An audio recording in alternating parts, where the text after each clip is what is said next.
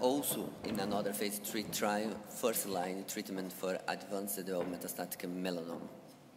Good morning.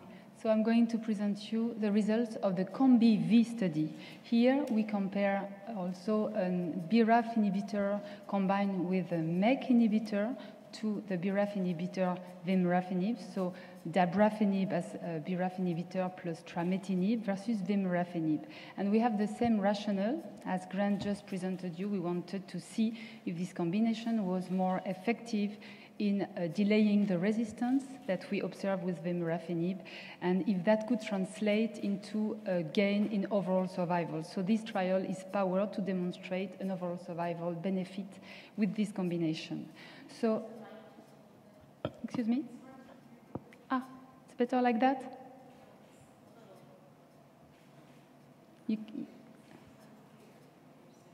It's unclear? Oh, okay.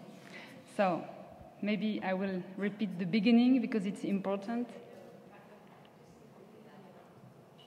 So we want to compare the combination of dabrafenib plus trametinib versus vemurafenib, and the trial is powered to show a benefit in overall survival in the patients. So here we have a population of patients with BRAF mutant melanoma, and more than 1,600 patients were screened to randomize 352 patients in each of the two arms. This is an open label study without crossover, with the primary endpoint being overall survival and secondary endpoint progression-free survival, response rate, duration of response, and safety. An interim analysis was planned after 70% of the total number of events had occurred, and the safety monitoring committee was allowed to stop the trial for efficacy or for futility if the result, the pre-specified endpoint, statistical endpoint, the boundary that has been fixed were crossed. And that's exactly what happened. At this interim analysis, the IDMC, the monitoring committee, advised to stop the trial for efficacy because the boundary for efficacy were crossed. So the interim analysis became the final analysis, and that's what I'm going to present you. Can you hear me well? Okay. So this is the overall survival for vemurafenib, single agent, with a median overall survival of 17.2 months. And here now you see the curves of the combination of dabrafenib plus trametinib, which is clearly distinct, with an early separation after 3 months. And you see a very significant difference with an hazard ratio of 0.69, translating into a decrease of the risk of death of 31%. And you see also that here the p-value is 0.005, which is clearly below the pre-specified p-value for efficacy of 0.0214. The median overall survival for the combination has not been reached yet, with a median follow-up of 11 months for these patients. In terms of progression-free survival, we also have two very separated curves that separate very early at the first evaluation at 2 months, and the difference is significant with a hazard ratio of 0.56, meaning that there is a decrease of 44% of the risk of progression or death.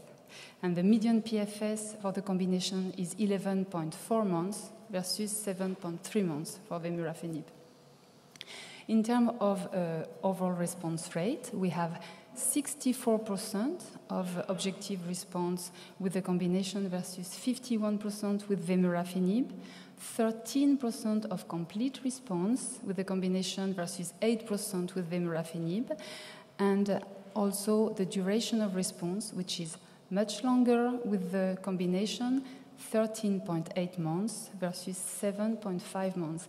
And you note that the confidence interval for this duration of response do not overlap, meaning that they are clearly different one from another.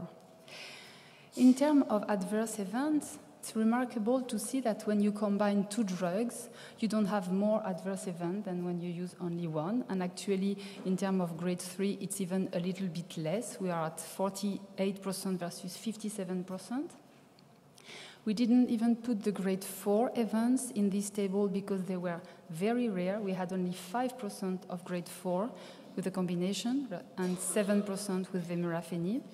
But we have, if we look more in detail, we have some adverse events that are more frequently found in the combination.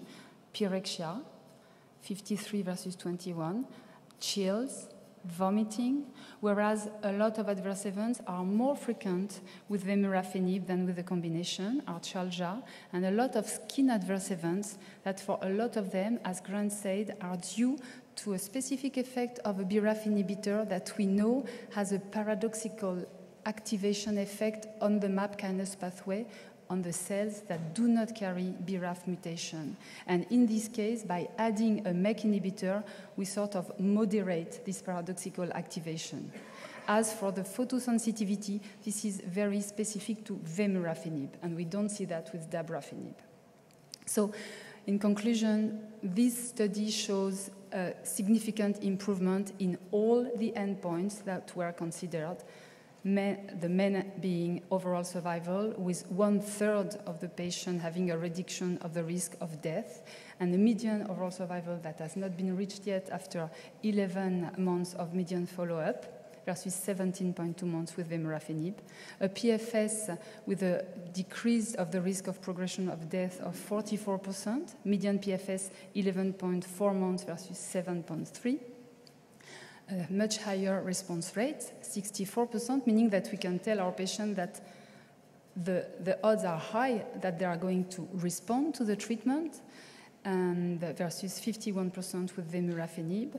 Clearly different duration of response, and in terms of safety profile, in terms of incidence, that's very comparable with the adverse events that are linked to the paradoxical effect, and in particular, the emergence of skin tumors that are borderline, benign, or even sometimes malignant, that are much less frequent with the combination than with vemurafenib, and some adverse events that conversely are more frequent, like pyrexia, but it's usually manageable, and ejection fraction decrease also that has been found in 8% of the patients in the combination. In all cases, it was reversible without sequela. Thank you.